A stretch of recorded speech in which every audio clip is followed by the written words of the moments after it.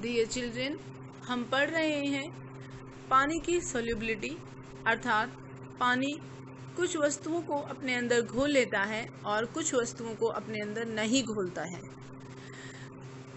The things or the substances which are dissolved in water, those are called the soluble substances, and those which are not dissolved or can't be dissolved in water or the liquid things, those are known as the non-soluble substances.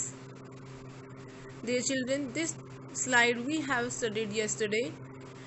Solute किसे कहते हैं और solvent किसे कहते हैं? वो substance जिसे घोला जाता है, जैसे कि शुगर को हमने पानी में घोला तो शुगर यहाँ एक सोल्यूट है, और जिस चीज़ में उसको घोला जाता है और the substance in which the solute is dissolve, that is known as the solvent.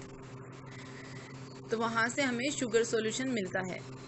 यदि कोई चीज़ पानी में नहीं घुलती है, जैसे कि सैंड है वो, तो उससे हमें कोई सॉल्यूशन नहीं मिलता है, because those are not mixed और पानी की प्रॉपर्टी में कोई बदलाव नहीं आया, सिर्फ वो गंदा हुआ है, कोई बदलाव नहीं आया।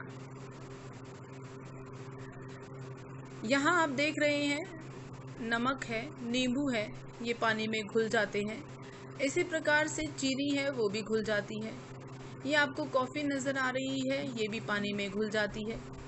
अर्थात ये कुछ नाम ऐसे हैं जो कि सोल्यूबल चीज़ों के नाम हैं जो कि पानी में घुल जाते हैं।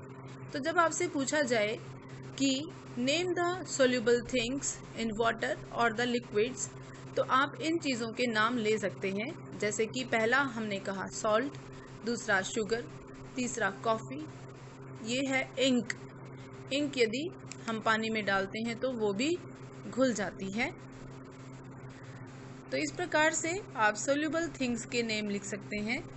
हम इन सभी को कहेंगे soluble things, and these are also like the medicine, ink, sugar, salt, coffee, these are the soluble things.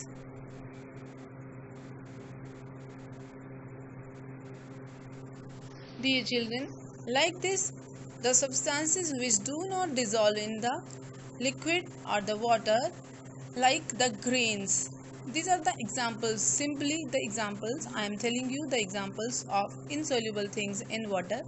यदि आप ग्रेन्स को पानी में डालते हैं या फिर कोई आटा भी पानी में डालते हैं तो वो पानी में नहीं घुलता है। तो इन सभी पदार्थों को हम कहते हैं अघुलनशील या insoluble substances. This one is the sand which do not dissolve in water. तो यहाँ से आप इनके नाम लिख सकते हैं insoluble things के, sand, floor. The next one is the gravel, छोटे छोटे पत्थर टुकड़े। तो आपको मिट्टी है, कोर्स सैंड, इन सभी वस्तुओं के नाम लिखने हैं जो सोल्यूबल और इनसोल्यूबल होती है।